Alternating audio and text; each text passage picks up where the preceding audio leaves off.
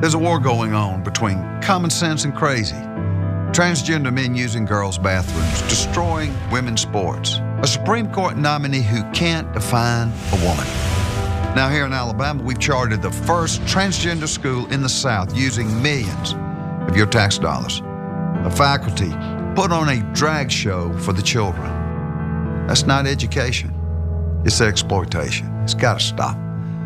It's time to fight back.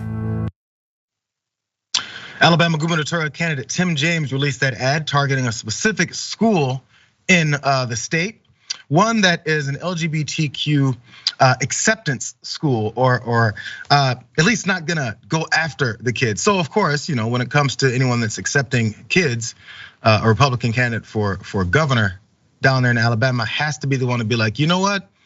We wasted all this money.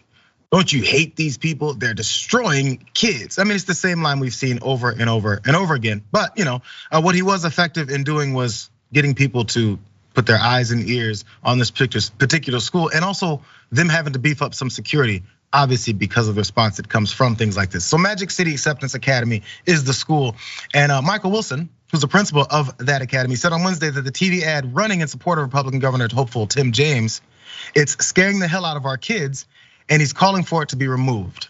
So in the meantime, security has been added at the school that opened last fall, and it's believed to be the only LGBTQ affirming charter school in the entire Southeast. Now again, that's LGBTQ affirming.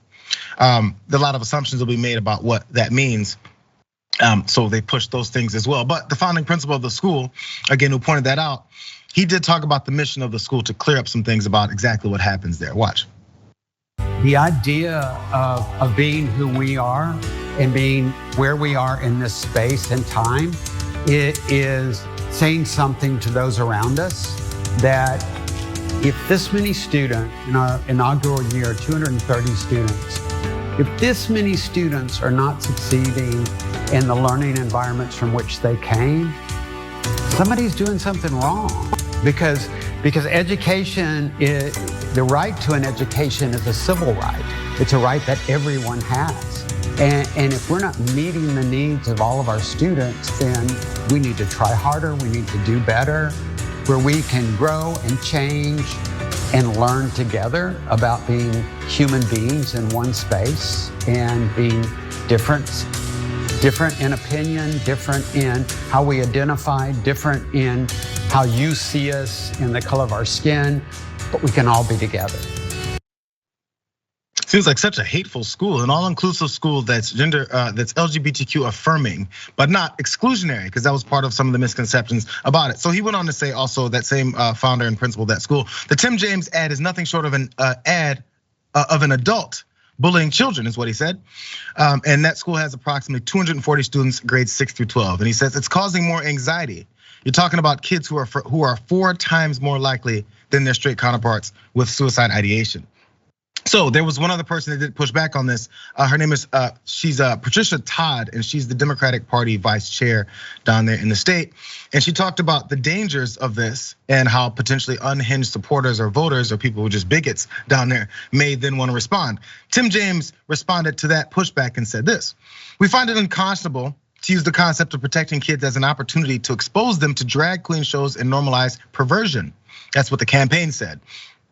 For a public school like Magic City Acceptance Academy to use $2 million of our state tax dollars to host drag queen shows for the kids should anger every parent, grandparent, and taxpayer in Alabama. So his point is, people should be angry. They should be upset about it. Not figuring out what exactly goes on with the school or why they're there. People should just get angry. And when people get angry, especially when it comes to things they don't understand, they may lash out. So Ravana, one more thought here on this is, hateful people are already targeting the school. Look at this.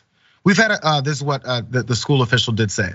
We had a car drive by and someone was shouting slurs at the kids while they were outside during PE, is what Wilson said, I'm sorry.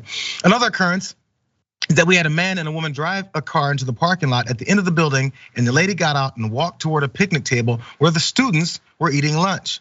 She was just filming. And as soon as the staff went out there, she took off. I don't know what their purpose was. So, nothing's gonna happen, Ravana. Nothing's gonna happen to these folks. We're just targeting the faculty and the staff here at this school, not the students. Which, by the way, that sounds bad enough already that you're targeting faculty and staff that are trying to teach folks. Yeah, I mean, it's the same excuses that they've been using, right? We're targeting the teachers, we're not targeting the students. We're targeting the doctors who provide abortions. We're not targeting the women who get abortions. It's just running cover for it. Even if they do believe that, which I know that they don't, it still has the same effect. You could be targeting the teachers, but the students are the ones who are going to be the victims, and there's like these direct threats of violence against the students, the teachers, the school, in the form of these creepy, conservatives coming to the school and filming, which is so wildly inappropriate. But there's also the threat of the mere existence of these schools in the first place.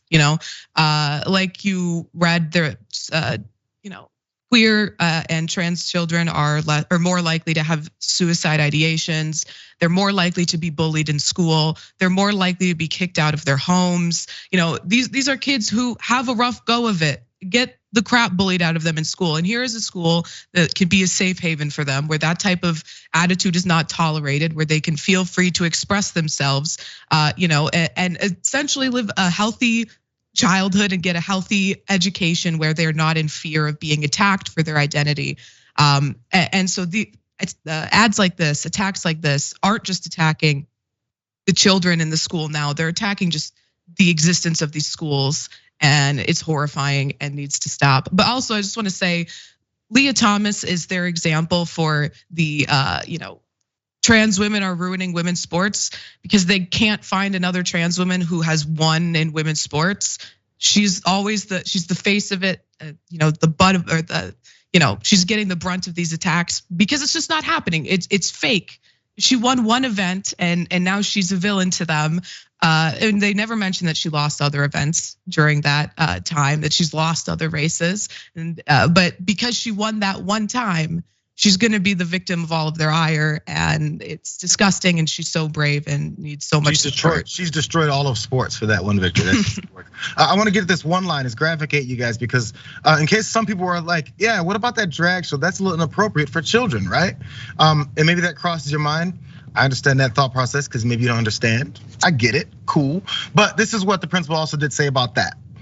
He likened the event to the Powder Puff flag football game that occurs annually at Baylor School in Tennessee, which is where James attended high school. And during that game, girls participate in a flag football game while the boys perform as cheerleaders. We've seen that. Everyone has seen that since forever. It's shown in like old 80s films and just people doing it in their schools in real life. I saw it when I was growing up in our high school. So the boys, usually football players, will dress up in cheerleading outfits and jump around and do cheers while the girls play football. Weird how that cross-dressing thing happens. And then boys are dressing up as girls for things like fundraisers. And by the way, Tim James said that the $2 million was given because of drag shows. The drag show was actually a fundraiser. So no, that wasn't given for drag shows. More misconceptions and misinformation just to make people's ire and their hate grow. But those Powerpuff games with boys dressed up in cheerleading outfits, that's just good old American fun. Because also, yeah, the picture that he even shows in the ad of the drag show, they're completely appropriate outfits. They're completely covered. It's nothing inappropriate. So even the examples he uses aren't that jarring if you aren't a transphobic conservative who believes in strict, gender roles.